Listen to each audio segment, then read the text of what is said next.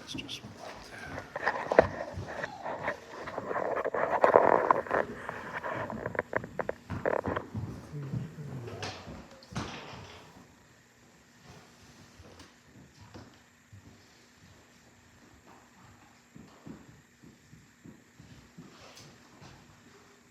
Does everybody like to ride in the car?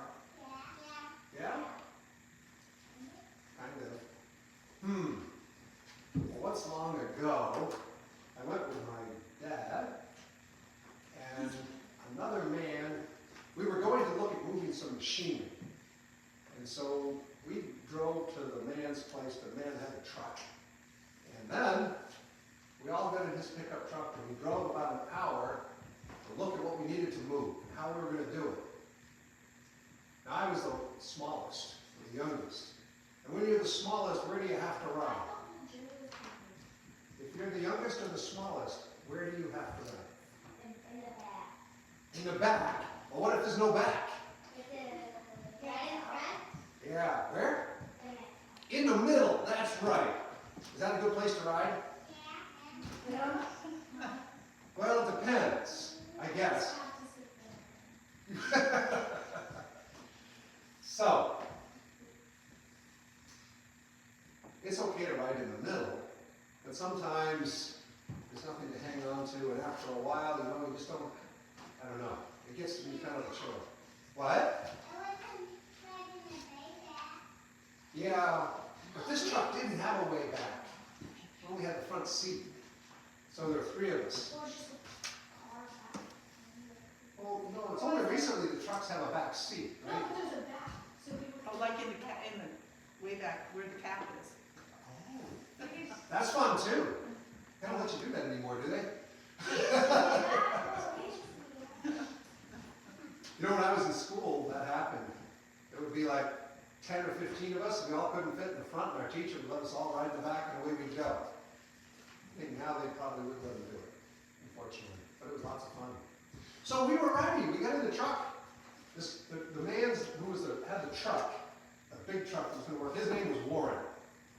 Not to be confused with Warren Hill, who also has big trucks. This was a different Warren. And so we got in his pickup truck, and we're driving along, and he had a radio in his truck. But he turned it on. There was music playing. But you know, he had it on just a little bit, so when we got in the truck and it first started, you could hear the music. But it was a hot summer day, and so as we drove along, the windows were down, and then you couldn't hear the music anymore. You could hear the wind. We were kind of talking over the wind, and you couldn't hear the music. But every time we came to a stop sign and the truck stopped, you could hear the music again. And remember, I was in the middle, right where the radio was. So, we went a little ways on the highway, and then we had to drive on the city road, or smaller roads, and then through the city. We actually went to St. Albans. I don't know if you've ever been to St. Albans. It's not a very big town, but it has a long main street, and there's several stoplights and stop signs. And every time we come to a stop sign, I'd hear the music playing, and then we'd start away, and you couldn't hear any music. You just heard the truck and the wind and noise and so forth. Well, we went and we looked at the project we had to do, and we got back in the truck, and on the way back, the same thing happened. We drive along, and I hear the music playing, and then no music. So why do I tell you about riding in a truck and listening to music? You know what? Sometimes listening to God is kind of like that. It has to be a little bit quiet before you can hear Him. Just like in the truck, the music was playing all the time. You just couldn't hear it sometimes because it was too much other noise. So God is that way. He's always talking. But you have to be careful to listen to Him. And that's the whole story. You can see what I'm going to tell our grown-ups too, maybe, if you want to listen to that. They're going to hear two interesting stories that you can listen to if you're not busy. All right, move back to your seats.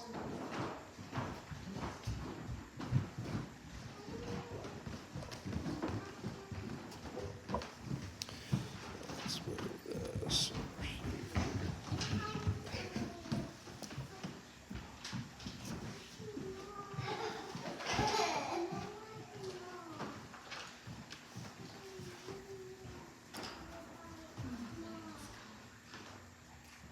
I just told those young people, you're in luck today because I have 2 stories for you. The first one comes from this little book here, God Still Lives. I got it as a Christmas present from Mary. Maybe some of you did too. I don't know if you had a chance to read it. If you did, well, you probably know what the story is going to be about. If you didn't, well, we all knew. I'm only going to share with you part of one chapter. And the chapter is called The Skeleton Key. And this book is written by a fellow named Don McClafferty. And he'd gone to Africa. And he went there to do some training. He's a pastor, a preacher. He'd gone to do some training there in Zimbabwe. And he was staying at a high school in the dormitory while he was doing the training. Here's where we'll pick up his story. It says, after preparing for bed, I knelt by the bed to pray. Here's what he prayed. God, I'm leaving for home the day after tomorrow. What is on your heart?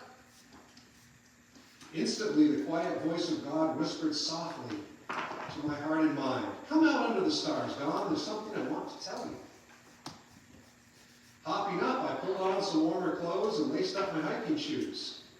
I took my key, stepped out of the room, locked the door, and walked into the night. I walked down a dirt path and knelt in some tall grasses, and looking up at the sky, I gazed with awe at the stars. There was no artificial light for many miles, and the sky was a brilliant canopy of twinkling galaxies. It was breathtaking. God, I'm here, I greeted him. What is on your heart? What do you want to tell me? Again, he spoke inaudibly to my heart and my mind. Ask me to do much more for Africa. Now, I felt this was a strange thing for God to tell me. Why did he want me to ask him to do much more for Africa? He could answer his own prayer by doing anything he wanted. However, I knew it was his voice speaking, and he was clear in what he wanted me to do. So, I stretched up my hands in the darkness to God, and I prayed out loud, God, please do much more for Africa. My prayer was spoken in faith. Then I waited. The only sound was the soft breezes blowing through the tall trees. I heard nothing more, but his peace was with me. I stood and walked back to the dormitory. Eagerly, I took out my skeleton key as I neared my room. I was ready to sleep, very ready to sleep. I put my key in the lock and turned it, but the door would not open. I tried again. It still would not open. 5, 10, 15 times, the door simply would not open. How could this be happening to me? I grumbled. The key worked just a few minutes ago. Why isn't it working now? Immediately, the still small voice of God told me, you're not getting into your room because there's someone you need to meet. Lord, I don't know anyone in this dormitory. Besides that, all the lights are out. And it means everyone is asleep. But God has spoken. There is someone I'm supposed to meet. Not sure where to go, I started walking down the long, dark hallway. This is crazy, I muttered again to myself. No one is awake. Lord, show me who I'm supposed to meet. Room after room I walked by. Every door was closed. Every light was out. Peering through the darkness, I saw one door. The only door in the long hallway with light streaming out from under it. I timidly tapped on the door. The door swung open and a man stuck his face out. Seeing my white face staring back, he stepped back, startled. Who are you? He challenged. Quickly, I told him there was no reason to be afraid, and I introduced myself and told him about the discipling work I was doing for the leaders in Zimbabwe. Oh, he said, I'm Pastor Willard Sekilama from North Zambia. How can I help you? He asked. I held up my key. I'm embarrassed to tell you, but I cannot open my room with this key. It worked before. No problem, he said. I've been coming here each summer to work on my master's degree. Lead me to your room. I will open it for you. As we got near my room, I handed him the key, and He stepped confidently to the lock and turned the key. And guess what happened? Nothing. He tried again and again, but the key would not open. Baffled, Pastor Willard went and found the night watchman, a strong young man who towered above the night and looked like he must have been a wrestler. But his face was friendly. He gave me a smile. "Give me the key, sir. I can open the door." I was delighted to hear this and handed him the key. He turned the key with all his might. He pushed, shoved, and strained. The sweat began trickling down his face. I wondered if the key would break. Still, it did not work. "Don't worry," he said. "I'll get the men's dean to help us." And in a few minutes, he came back with the dean and a basket full of keys, including many duplicates of the key for my room. "We'll have you in your room in no time," the dean told me. He took out a copy of my key and put it in the lock. It would not open. Every duplicate key to my room would not open the door. "Why is this happening?" I silently complained. God's voice spoke to me in response. "Ask Pastor Willard, what do you need?" "Now, Lord," I reasoned, "I only have $100 in my wallet for emergencies. What if this pastor from Zambia asked me to help him pay the tuition for one of his children? I don't have enough money for that. What if he asked me to help him pay the tuition for all of his children? What would I do?" But God was not impressed. As I hesitated, God prompted me again. "Ask Pastor Willard what he needs." I did not ask the questions, but I watched as the dean continued struggling with my door. God prompted me a third time with urgency. "Ask Pastor Willard what he needs." "Pastor Willard," I finally spoke up, "God is impressing me to ask. What do you need? How may I help you?" Pastor Willard's face exploded into a big smile. "Much too big for my comfort." "That's exactly why I didn't want to ask him, God," I told God. "That's a wonderful question," he told me enthusiastically. He bent over and asked the dean, who was still looking for a working key, "Would you please give me Don's original key?" The dean straightened up, looked at Pastor Willard, puzzled, shrugged his shoulder, and handed him the key. Pastor Willard took the key, put it in the lock, turned it, and the door opened. We all stood silently around the open door for a moment in awe. I thanked the dean and the night watchman, and away they went. And I invited Pastor Willard into my room. God has obviously wanted me to meet you. But before you tell me anything, we need to pray. So we knelt down together and prayed. I'm going to skip ahead because we don't want to go too long here.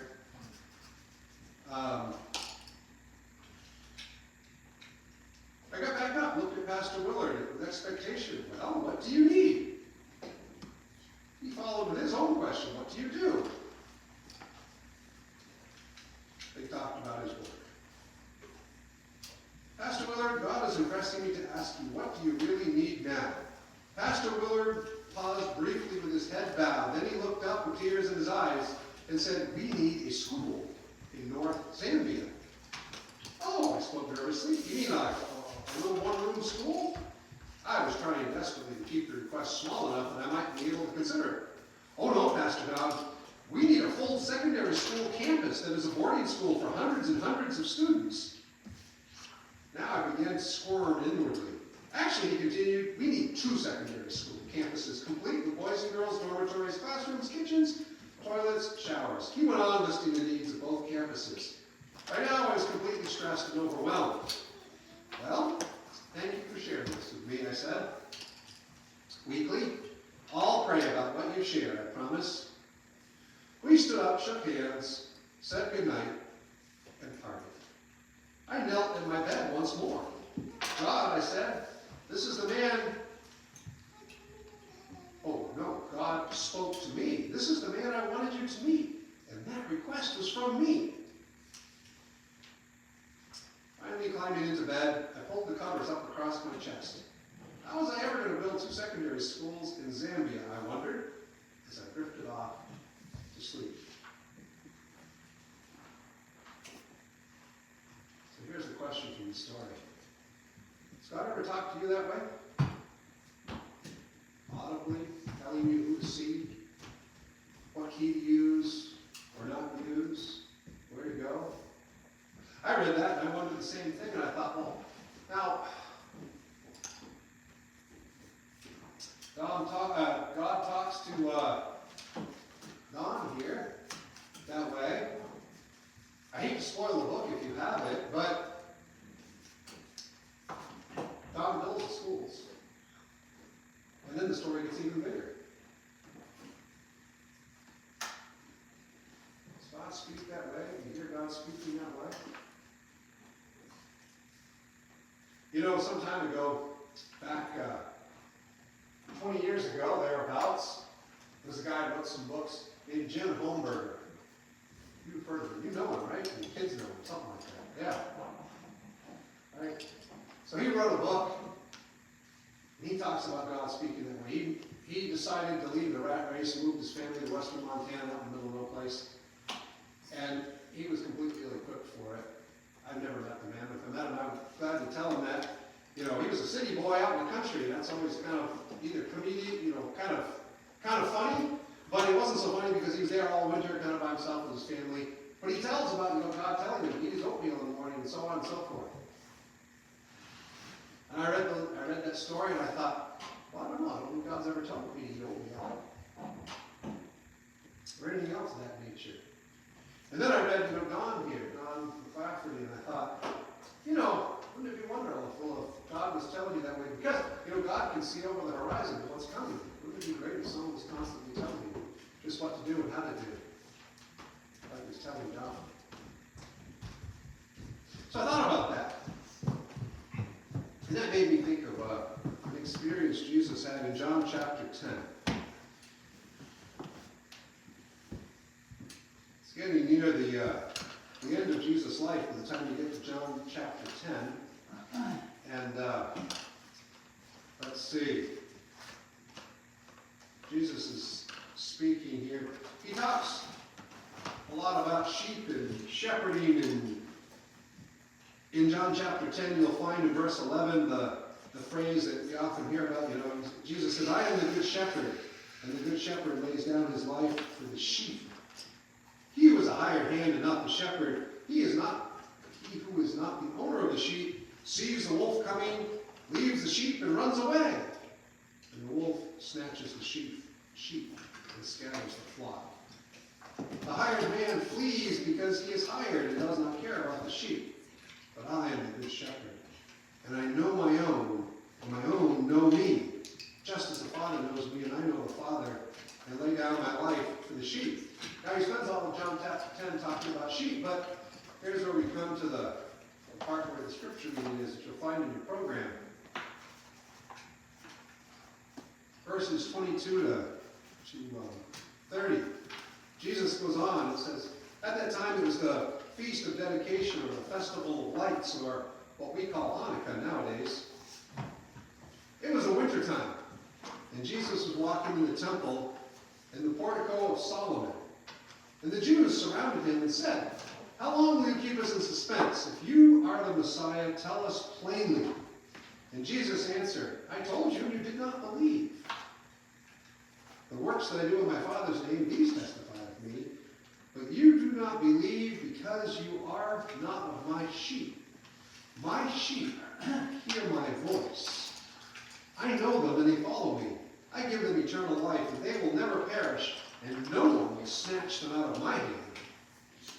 My Father who has given them to me is greater than all, and no one is able to snatch them out of the Father's hand. Here's a part of this that I thought really applied to hearing God's voice. Listen to what Jesus says. My sheep hear my voice, and I know them, and they follow me. Now, later on, or actually I think it was earlier on, I should say, at the beginning describes here. He says, when the shepherd puts all of his sheep outside, he goes ahead of them, and his sheep follow him because they know his voice. However, a stranger they simply will not follow, but will flee, because they do not know the voice of the stranger. So, putting kind of the story together, my sheep hear. Some translations say, listen. You might say, recognize. My sheep hear my voice, and I know them, and they follow me. So now I got to thinking, well, maybe you only hear God's voice that way if you know him. You know his voice. I thought, oh, maybe you need to learn to hear God's voice. Kind of like, maybe it's blasphemy, I don't know, but kind of like hearing the radio on the truck on the way to St. Albans. You've got to be listening to the voice because there's a lot that can crowd it out. There's a lot that can crowd it out. There's a lot of your own thoughts that can crowd it out. My sheep hear my voice. I went further. There's a favorite text everybody has back in Isaiah about hearing the voice of God, or hearing the voice of the Holy Spirit. Isaiah chapter 30, and Isaiah is writing this to a rebellious nation that's not really following God. I'm going to just read to you part of the chapter here, verses 18 through 22 of Isaiah chapter 30. It says, therefore the Lord longs to be gracious to you, and therefore he waits on high to have compassion on you. For the Lord is a God of justice. How blessed are all those who long for him. For you people in Zion, inhabitants in Jerusalem, you will weep no longer. He will certainly be gracious to you at the sound of your cry. When he hears it, he will answer you. And although the Lord has given you the bread of deprivation and the water of oppression, he, your teacher, will no longer hide himself. But your eyes will see him. Your ears will hear a word behind you saying, this is the way, walk in it. Whenever you turn to the right, whenever you turn to the left. And I'll actually stop right there and skip verse 22 altogether. You've heard that before, right? You hear a voice behind you. Thinking further about hearing the voice of God. I'd like to hear God's voice that way. I've got a lot of problems and difficulties to address. Wouldn't it be nice for the voice of God to say, well, Jim, do this. I'm going to make it so much easier. Then I thought, well, there are people that have heard the voice of God. Think of Moses. We read the psalm written by Moses this morning at Sabbath school. Think of Moses. Day after day after day, God would tell him exactly what to do and where to take the people. He would tell him what to do when the people were upset. He would tell him what to do when the people faced an army. And Moses himself says that he would talk with God face to face. He talked with a friend. He'd go to that tent set up outside the camp. And he'd go in there and have a chat with God. Then you hear, Jim Woman preach to us about Elijah. Elijah went on top of Mount Carmel, fire came down. It was a big day. Then he ran away to the cave, and it was the still small voice speaking to him.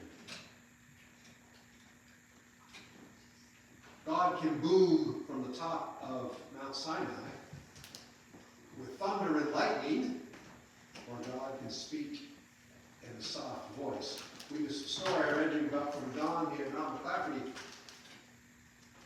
He says, he speaks in my heart. But the way he tells the story is very real. He sent them down the hallway to find Pastor Willard. He sent them out in the grasslands there, the savannah, first to talk with him, and then sent him down the hallway to meet Pastor Willard, so Pastor Willard could ask him to build some schools.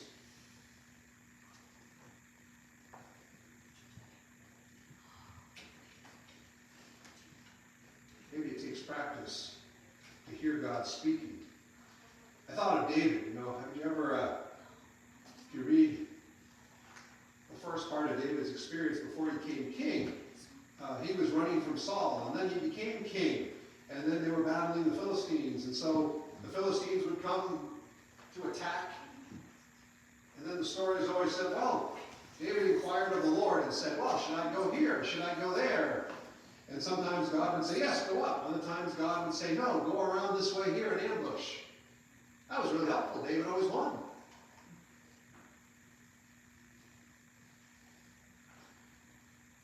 It takes practice to hear the voice of the Lord.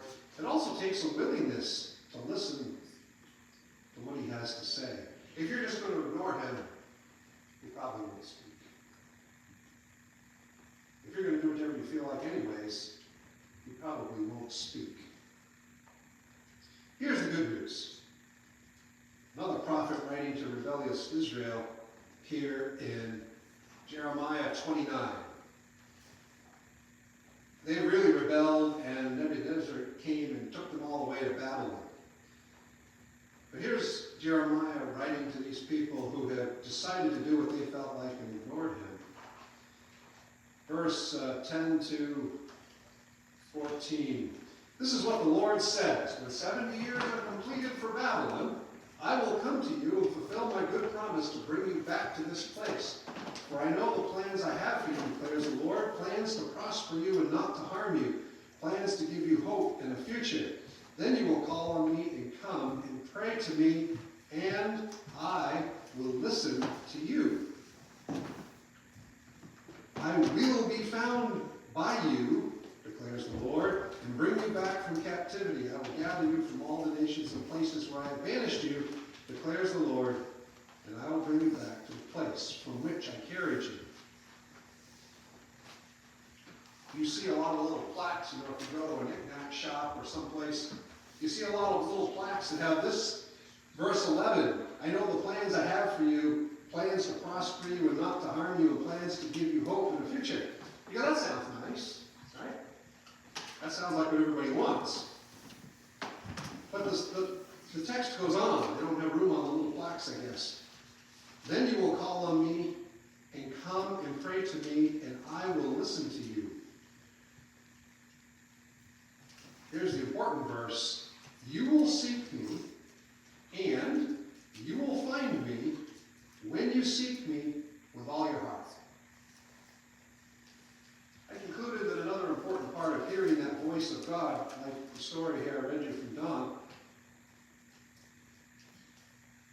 first you have to be seeking. Notice that Don, the first thing he did is he kneeled down to seek God. He said, what's on your mind today, God? What's on your heart? The first step was to seek God with all his heart. And then you hear God speaking back to you. But the promise is sure here in verse 13 of Jeremiah 29. You will find me when you seek me with all your heart. It's not like you'll try and you might not be good enough. No, you will find him and you will hear him when you seek with all your heart.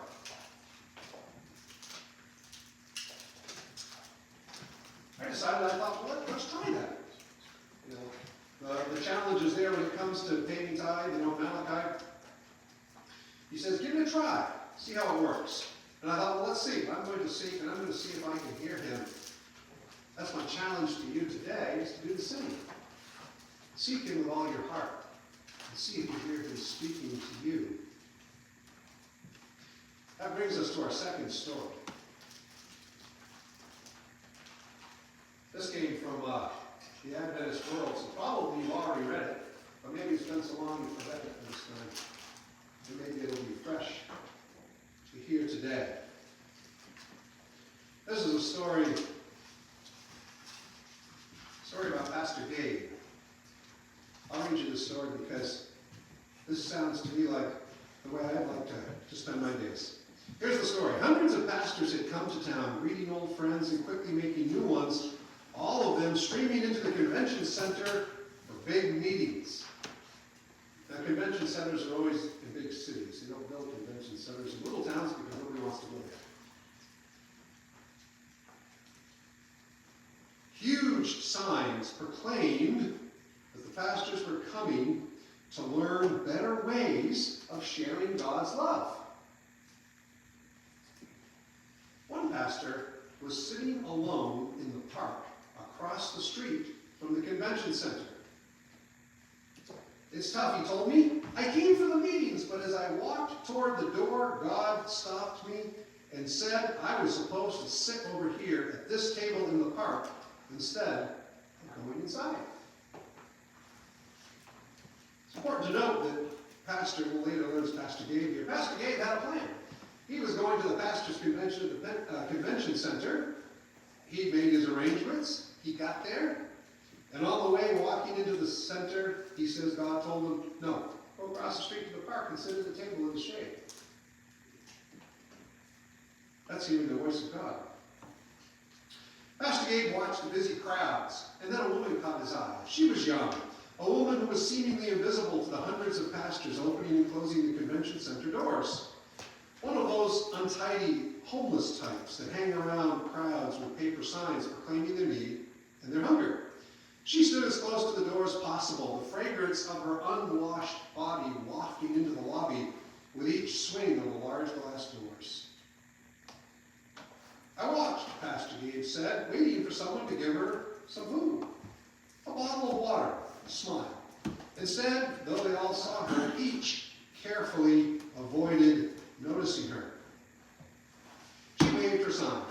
She jumped up and down, not very high. She sang a few broken notes. She cried.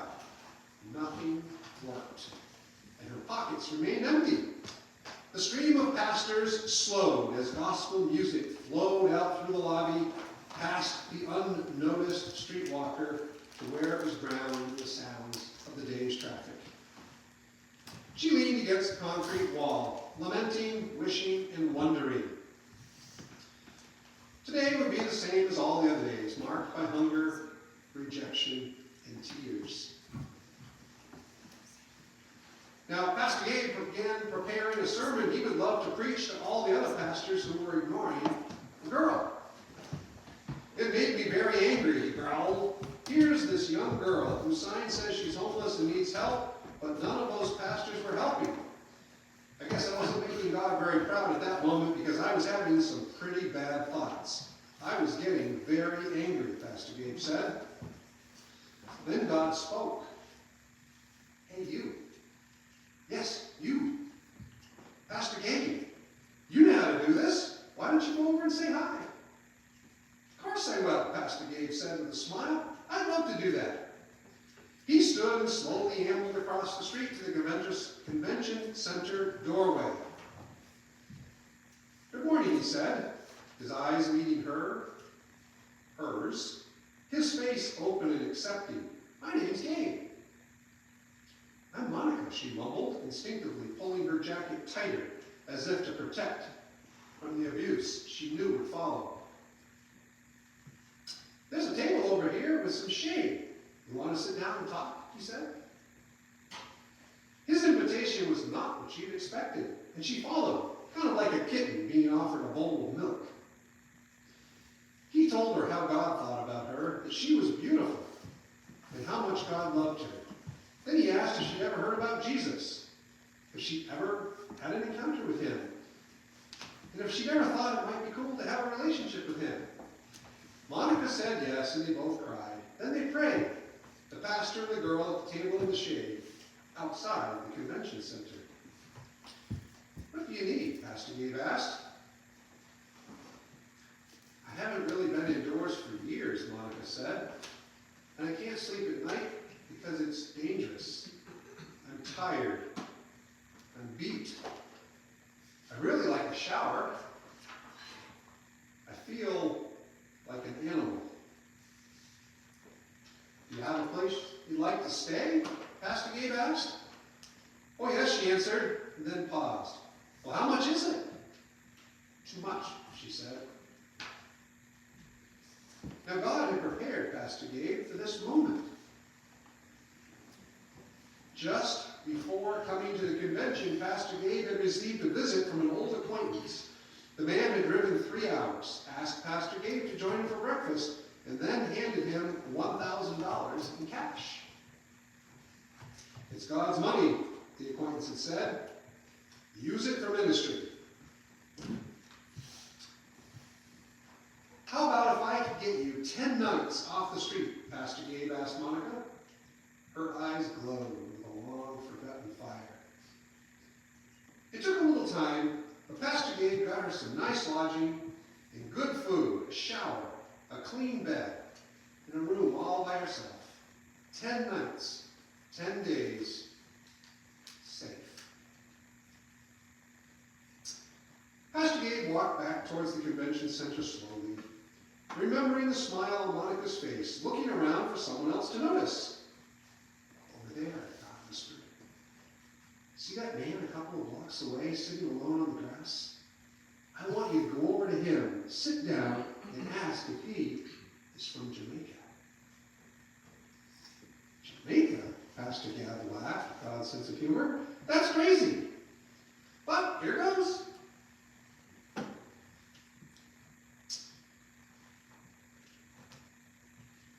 Pastor Gabe waited for a couple of taxis to pass, crossed the street, and walked slowly toward the man who was sitting alone on the grass, glumly staring into the sky. "Hey there," Pastor Gabe said.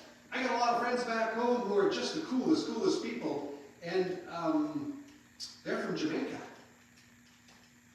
And when they're having a rough patch, they just start singing, and all of a sudden life looks different, and their spirit is lifted. And all of a sudden they've got joy where they didn't have any before. Do you know about that?" The man looked up at Pastor Gabe. He winked, and he started singing. For the next 3 days, Pastor Gabe and his new friends were all over town.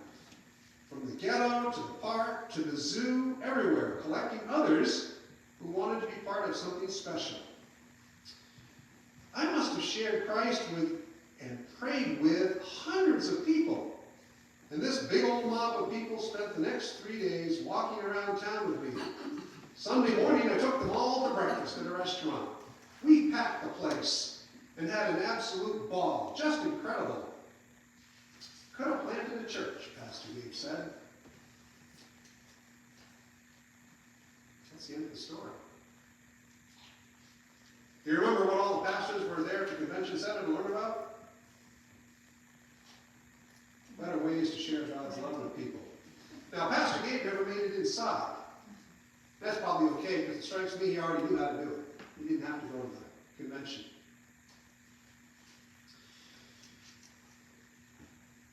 But now you probably also know I read you the story. Pastor Gabe talked with God all day long. And by his own declaration here at the end of the story, he says, we packed the restaurant and had an absolute ball. He was having the time of his life, not because he went to the convention, but because he'd been having a conversation with God and doing God's business for 3 days. It's a lot like the story I read you from Pastor John. I read that and I think, yeah, now that sounds like fun.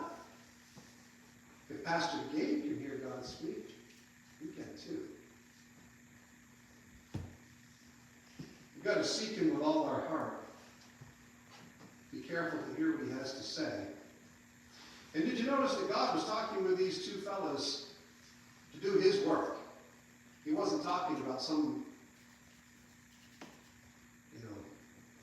who's going to win the Super Bowl? Or something else. He's talking with these guys about work he'd like to do with them. Sent Pastor Gabe to sit at the bench so he could meet Monica. Who knows whatever happened to Monica? The story doesn't tell, but it doesn't matter. Because for that moment, Pastor Gabe was doing God's work and reaching to her. Who knows what happened to the sad man from Jamaica?